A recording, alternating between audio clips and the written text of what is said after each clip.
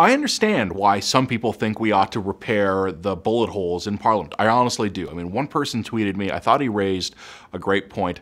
I don't want the gunman to have a chance to write his story on our walls. I thought that was a totally legitimate point, but the problem is this.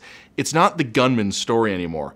It's our story. Like it or not, it's part of our history. Not a particularly great part of our history, but I honestly think it's something we can be proud of. As I wrote the day of the attack, what was happening in Ottawa and what had happened in Quebec just a day or two before was awful. It was terrible, but it tested us and we passed the test. And look, it was one crackpot with a rifle, right? This wasn't like we had to hold off an enemy army at the gates, but still, it's part of our history now.